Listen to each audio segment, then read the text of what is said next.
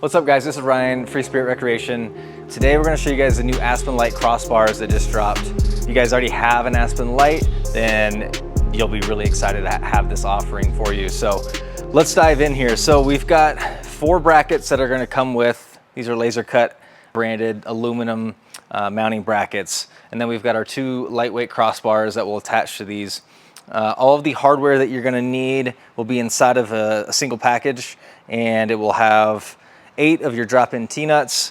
It'll have 4 of your slide-in T-nuts, and you'll have all your lock washers, flat washers, all the button head bolts, your hex heads, and then we threw in some extra hardware in case you either lose something or maybe you cross-thread something on accident, just to give you the option. Standard tools you'll need: 13mm end wrench specifically, and then a 6mm hex wrench. So that'll be all you need for the install, just 2 tools.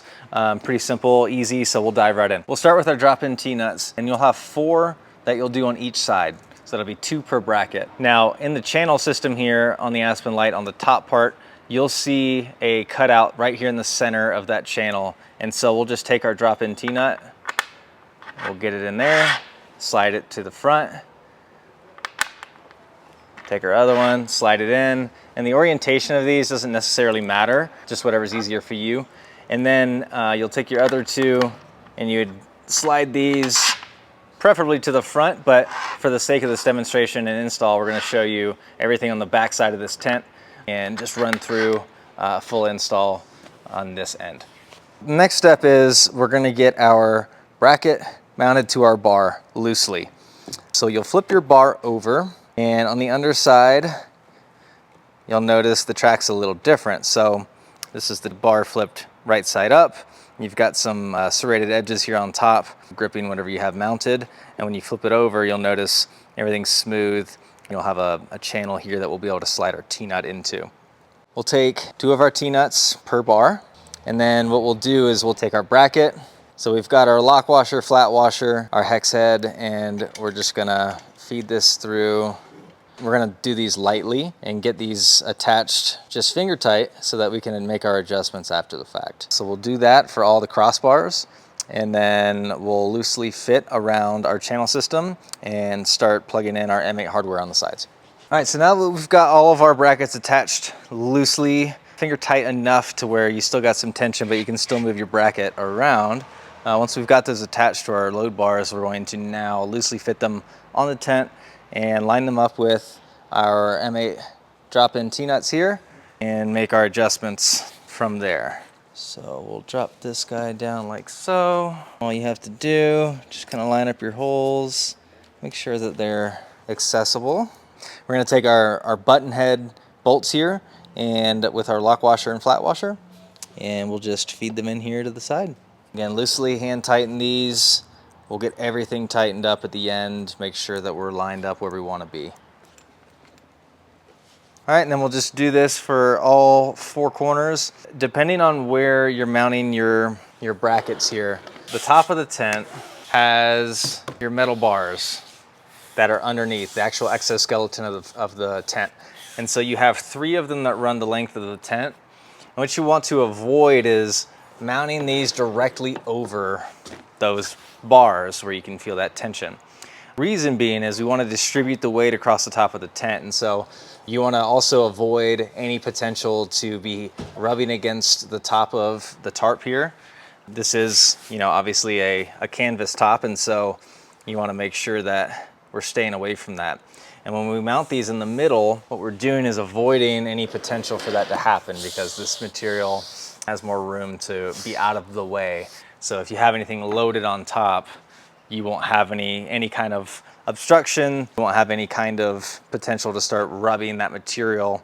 All right, so once you have all of your bars on and you've got everything hand tightened, what we're gonna do now is make sure that we center our bar. And that's just as easy as reaching across side to side to make sure that your overhang, which should be very minimal, is equal on both sides. Let's talk about spacing and where your bars should be in relation to what you're carrying. So we have a lot of questions that come around, hey, can I store things on top of my bars and open my tent? Well, we tell people generally if you're carrying your heavier storage boxes or your heavier water tanks, things like that. These bars combined can hold 115 pounds. Position your bars closer together if you need to carry, say, a longer case. I'll use this as the example. So say this is your case here. I'd position it lengthwise across your tent so that you can then mount that on this end, which is the end where you're gonna have your clamshell at the bottom of the tent, and it opens over here on this end. So all your weight is on this end, so when you open your tent, all your weight is evenly distributed. You're allowing the gas struts to still have some help whenever the tent's opening. You're not wearing out any kind of components on the gas strut itself, and you can still store things on top. Now that's one use case. There's plenty of use cases here that you can do. If you're an aesthetics person and you're like, hey, I want to have my bars evenly spaced apart, that's totally fine. That is not an issue. So if aesthetics is what you're concerned about, or if you're carrying max tracks, or you're carrying a solar panel fixed up on top, which I think will be a huge benefit to these crossbars specifically, then you can evenly space them just across the tent and you'll be just fine to hit the road with that. All right, so now we're gonna just get everything tightened up. Once you have everything centered, you have everything where you want it. Again, this is all adjustable, so it can all be loosened back up and moved around if need be. What we're gonna tighten up first is our load bar to our bracket. That will take your 13mm end wrench, and we will just tighten here on the bottom. If you have a ratcheting end wrench, this would be ideal, but we'll just get this tight. And then once that guy is tight, we'll take our 6mm hex wrench, tighten our side channels.